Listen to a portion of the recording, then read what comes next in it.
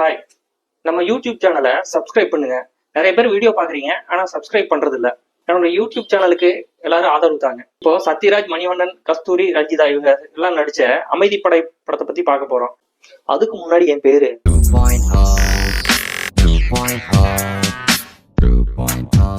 இந்த படத்தை ரீரிலீஸ் பண்றாங்க. 1994 வருஷம் பொங்கல் அன்னைக்கு இந்த படம் ரிலீஸ் ஆயிருக்கு. கிட்டத்தட்ட 32 வருஷம் கழிச்சு இந்த படத்தை ரீரிலீஸ் பண்றாங்க. அது இந்த எலெக்ஷன் டைம்ல. நாகராஜ சோழன் 50,000 வாக்குகள் அதிகம் பெற்று வெற்றி பெற்று எலெக்ஷன் டைம்ல இந்த படத்தை ரீரிலீஸ் பண்ணா நல்ல வசூல் எடுக்கலாம் அப்படின்னு தயாரிப்பு நிறுவனம் நினைச்சிட்டு போல் இருக்கு. சரி, அந்த படத்தை ரீரிலீஸ் பண்ணலாம், ஒரு கலெக்ஷன் அல்லலாம் அப்படின்னு நினைச்சிருக்கிறாங்க. ஓகே, இப்போ அந்த படத்தை பத்தி கொஞ்சம் பேச வேண்டியது இருக்கு, பேசலாம். சத்யராஜ் இந்த படம் நடிக்கிறதுக்கு முன்னாடி வால்டர் வெற்றிவேல்னு ஒரு படம் நடிச்சாரு. அந்த படம் பெரிய அளவுக்கு ஹிட் ஆச்சு. அதுக்கப்புறம் ஹிட்டான படம் தான் இந்த அமைதிப்படை. அன்பு உடற்பரப்புகளே. இந்த படத்தோட கதை என்ன?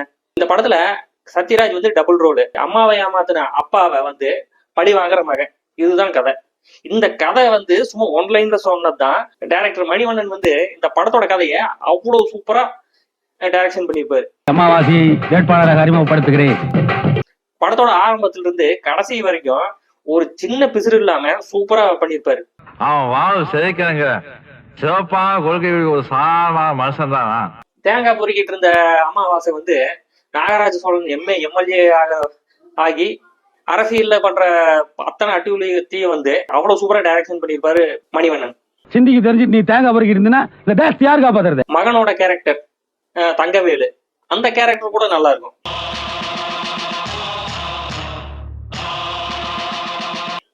அந்த கேரக்டருக்கு ஜோடி ரஞ்சிதா. உங்க ரெண்டு பேர்த்தோட லவ் சீன் கூட அவ்வளவு அழகா எடுத்திருப்பாரு. தேங்காய் பொறுக்கிட்டு இருந்த சத்யராஜ மணிவண்ணன் கூப்பிடுவாரு. கூப்பிட்டு பேசுவாரு. ஏப்ப அசிங்கமா தேங்காய் பொறுக்கிட்டு இருக்கிறிய, தப்பு இல்லையா அப்படின்னு எல்லாம் பேசுவாரு. அவரு பேசுற பேச்சுக்களை எதிர்வாதம் பேசுவாரு. அந்த காட்சியெல்லாம் நல்லா இருக்கும். அதுக்கப்புறம் மைக்கு தொடக்கிறது, தோடா உடைச்சு தர்றது, இந்த மாதிரி வேலை கொடுப்பாரு மணிவண்ணன். இந்த மணிவண்ணனுக்கு எத்துணை அரசியல் செல்வாக்கு இருக்கிறது என்பதை அப்புறம் சுயேட்சையா நிக்க வச்சு ஜெயிக்கவும் வச்சிருவாரு. ஜெயிச்சதுக்கு அப்புறம் நாகராஜ சோழன் எம்எல்ஏ அப்படின்னு ஒரு கெத்துலயே வாழ்வாரு. அரசியல்ல என்னென்ன பண்ணணும் என்னென்ன பண்ணக்கூடாதுங்கிறதெல்லாம் ஒண்ணும் சொல்லல. அரசியல்வாதினா இப்படிதான், ஜனங்களை இப்படிதான் ஏமாத்தணும், ஜனங்கிட்ட எல்லாம் இப்படிதான் நடந்துக்கணும், எதுவுமே தெரியாத மாதிரி மூஞ்சி வச்சுக்கணும், ஒரு தப்ப மறைக்கிறதுக்கு இன்னொரு தப்பு பண்ணணும், ஜனங்களை மறக்கடிக்கணும். நாம ஒரு தப்பு பண்றோம், அந்த தப்ப ஜனங்க ஞாபகத்துல வச்சிருக்கிறாங்க. இத திசை திருப்பணும்னா இன்னொரு தப்பு பண்ணணும், அந்த தப்பு பண்ணா ஜனங்க இதை மறந்துடுவாங்க. அப்படி ஒரு சீனை கிரியேட் பண்ணுவாரு சத்யராஜ். ஜனங்களுக்குள்ள நாமளே சண்டையை மூட்டி விட்டோம்னா நாம செஞ்ச தப்பையெல்லாம் ஜனங்க மறந்துடுவானுங்க, நம்மளுக்கு ஓட்டு போட்டுருவாங்க. அதன் அடிப்படையில் இருக்கிற நம்ம சத்யராஜ் பந்தோபஸ்துக்கெல்லாம் போவாரு.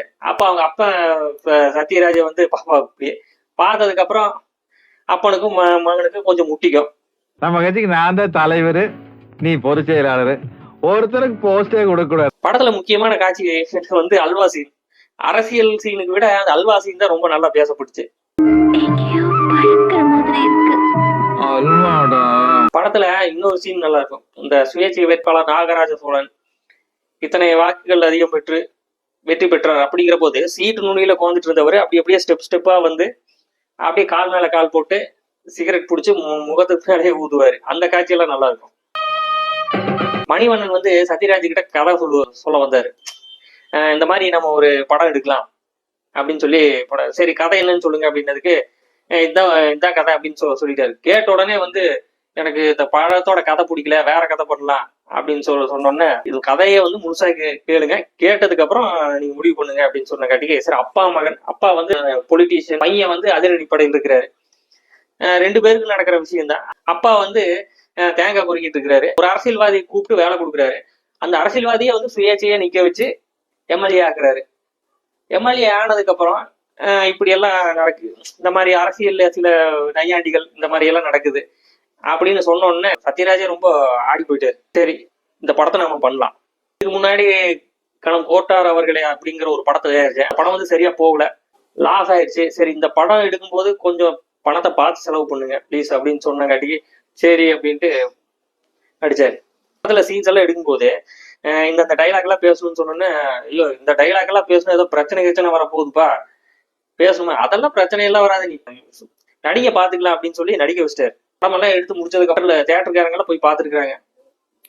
பார்த்துட்டு ஐயோ இதுல அரசியல் வசனம் எல்லாம் இப்படி இருக்குதே, பிடிக்காத அரசியல்வாதிக இந்த படத்தை பார்த்தா வந்து தியேட்டரை கொடுத்திடுவாங்க, ஸ்கிரீனை கிழிச்சிருவாங்க, அப்படி இப்படின்னு எல்லாம் சொல்லிட்டு இருந்தாங்க. அப்படி எல்லாம் ஒண்ணு நடக்காது, படத்தை ரிலீஸ் பண்ணுங்க, அப்படியேதான் நடந்துச்சுன்னா பாத்துக்கலாம் அப்படின்னு சொன்னதுக்கு அப்புறம் படத்தை ரிலீஸ் பண்ணாங்க. ஆனா சத்யராஜோட அந்த அரசியல் வசனம், அந்த சீனை, அந்த காட்சியெல்லாம் பார்த்துட்டு தியேட்டர்ல கை தட்டி விசில் அடிச்சாங்க. படம் வந்து சூப்பர் ஹிட் ஆச்சு. ஏன் படத்தோட கதை வசன கேசட் எல்லாம் வந்து லட்சக்கணக்கில் சேதானதா கேள்விப்பட்டேன்.